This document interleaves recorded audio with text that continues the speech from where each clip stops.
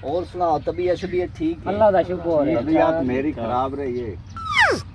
चोखे दिया तो आज 4-5 दिहाड़े हो गए। हाँ हाजमा नहीं ठीक क्यों ना। सही। वो कोई डॉक्टर से दिए? डॉक्टर तम साहब भुगताई खड़ा। अच्छा नहीं अगे पीछे ते साहब दे होंदे नहीं अमूमन बंदे नु ना तो सानू फोन साथ से नहीं दसया बे मेरी तबीयत खराब है। मैं दसना आया मैं तेरा हाल चाल पूछ लिया, तेरा नंबर भी बंद है, जदों और तू ठार लाया ते सानू दसे ता मेरी तबीयत खराब है।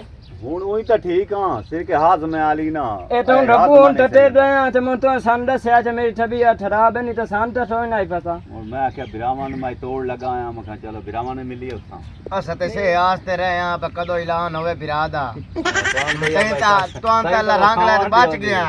नहीं कोई नहीं खाते पीते असा क्या मार वरियाम दे डेरे ते जाने जे गप शप मार असा क्या मार चल जाने वाला दा गप नहीं शप मैं आख्या सारे उठाइयो सन इकट्ठे हां तो जाट गाप शा मार उसा बड़ी डाल तो इन्हें भी आज वार की है?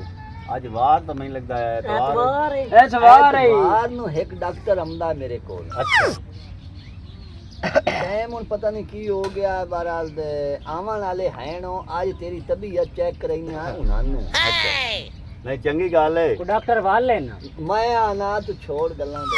अच्छा जेड़े जेड़े बंदे तबीयत चेक करावनी होवे बगैर पैसियां तो मुडवेन जा पर अमदे कहंदे डेरे ते पैणो। नहीं वाक मार वरियाम दा ना ता है या मैनू शक है जेड़े दे कोल बगैर पैसे तुमदे पन हालांकि लैंदा कोई नहीं, पैसे सारे लैंदे ने। मैं तो उंज लगदा है कि बस्सां ले आवणे आ जेड़े बस्सां 10-20 रुपए दी फक्की विच नहीं मार वरियाम दे डेरे ते आमने है रही। चलो वे ने आ पता लाग वेंदा की बनदा। तमाम मुसाफिरों नु मेरी तरफों अस्सलाम वालेकुम। वालेकुम सज्जनों बेलियो ते मित्रों, ए जेड़ा मैं नुस्खा लेके अज आया इनू गौर नाल सुन लेना है ते तवज्जो नाल सुन लेना है। ए नुस्खा कोई आम नुस्खा नहीं है, ए तैयार कराने ले कोई आम डॉक्टर नहीं है। मेरी बेगम ते तुहाडी मां बहन लगदी है। ए मैं नाल लेके आया जिस बाई दे दंद नू कीड़ा होवे वैसे कीड़ा होवे ए हर किस्म दे असर करदी है। एनु तो ओने कीड़े पमाना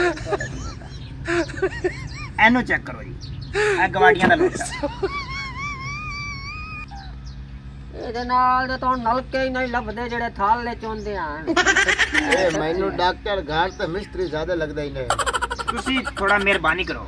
ਬਹੁਤ ਉੱਥੇ ਬਹੁਤ ਜਿਵੇਂ ਵੱਡਿਆਂ ਲੋਕਾਂ ਦੇ ਕੋਲ ਕਰਵਾ ਪਿਆ बहुत ਬੈਠੋ ਜੀ। बहुत ਖਾਣਾ ਜਨਾਬ ਗੱਲ ਇਹ ਸਿੱਧੀ ਤੇ ਸਾਫ हां हां गाल का सन कोई ये समझाई।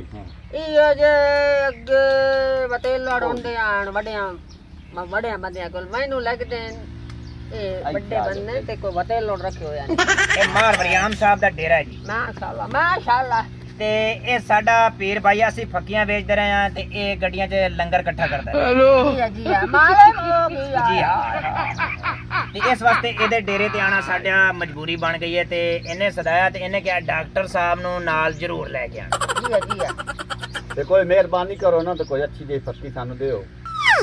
ਤੁਹਾਡੇ ਵਾਸਤੇ ਫੱਕੀ ਨੇ ਅਸਰ ਕਰਨਾ, ਤੁਹਾਡੇ ਵਾਸਤੇ ਖਾਸ ਕੈਪਸੂਲ ਨੇ, ਉਹ ਨਾ ਰੋਟੀ ਤੋਂ ਪਹਿਲੇ ਲੈਣੇ ਨੇ ਨਾ ਬਾਅਦ ਵਿੱਚ, ਉਹ ਬਰਦਾਸ਼ਤ ਦੇ ਹਿਸਾਬ ਨਾਲ ਹੌਸਲੇ ਨਾਲ ਲੈਣੇ। ਉਹ ਕੋਈ ਸੁਧਰ ਇਹ ਆਪਣੇ ਬਜ਼ੁਰਗ ਹਨ ਜੀ ਤੇ ਇਹਨਾਂ ਦੇ ਨਾਲ ਦੇ ਕਾਂ ਹੀ ਮਾਰ ਗਏ ਜੀ। ਨਾਲੇ ਮੁੰਡਾ ਪਿਆ ਜੰਗ ਦਾ ਨਕਸ਼ਾ। ਜੀ ਆ ਤੇ ਅੱਛਾ ਗੱਲ ਇਸ ਤਰ੍ਹਾਂ ਜੀ ਤੁਹਾਡੇ ਵਾਸਤੇ ਜਿਹੜਾ ਹੈ ਨਾ ਚੂਰਨ ਵੀ ਚੰਗਾ ਬਿਹਤਰ ਵਰਸ ਨਹੀਂ ਉਹ ਵੀ ਠੀਕ ਹੈ ਜੀ। ਇਹ ਬਈ ਲੈਣਾ ਤੇਜ਼ਾਬ ਨਾਲ ਪਮਣਾ ਹਾਂ ਅੰਦਰ ਵਾਲੇ ਕੀੜੇ ਤਾਂ ਮਰਨੇ ਤੇ ਬਿਹਤਰ ਨਾਲ ਇੱਕ ਹਫਤੇ 'ਚ ਸੁੰਡੀ ਮਾਰ ਸਪਰੇਅ ਵੀ ਕਰਾ। ਕੀੜਿਆਂ ਦਾ ਤੁਹਾਨੂੰ ਕਿਵੇਂ ਪਤਾ ਲੱਗ ਮਾਰੇ ਵਾ ਵੰਦਾ ਤੇਰੇ ਡੇ ਕੀੜੇ ओके डॉक्टर एवें नहीं बनदे। ਜੀ ਆ ਜੀ ਆ डॉक्टर ਨੂੰ ਪਹਿਲੇ ਇਸ ਚੀਜ਼ ਦੀ ਅਲਾਮਤ ਹੁੰਦੀ ਹੈ ਤੇ ਡਾਕਟਰ ਬਣਦੇ ਹਨ। कोई भी नुस्खा कोई तैयार करता है ना, कोई कुश्ता तैयार करता है।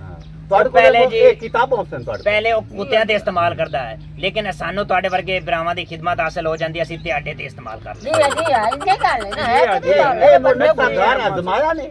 ਤੁਹਾਡੇ ਵਰਗੇ ਭਰਾ ਸਾਡੇ ਫੈਮਿਲੀ ਦੇ ਹੀ ਬੰਦੇ ਨੇ। ਹਾਂ ਗੱਲ ਹੈ ਨਾ। ਅਜ਼ਮਾਵਣ ਤੇ ਆਵੇਂ ਤੇ ਥਾਂ ਅਜ਼ਮਾ ਲੈਂਦੇ ਆ ਹੈ ਚੈੱਕ ਕਰ ਲੈਨੇ ਆ। ਸੱਚੀ ਹੈ ਅੰਮਾ ਨਹੀਂ ਸੱਚੀ। ਹੁਣ ਹੱਡੀ ਨਹੀਂ ਕਰਦੀ।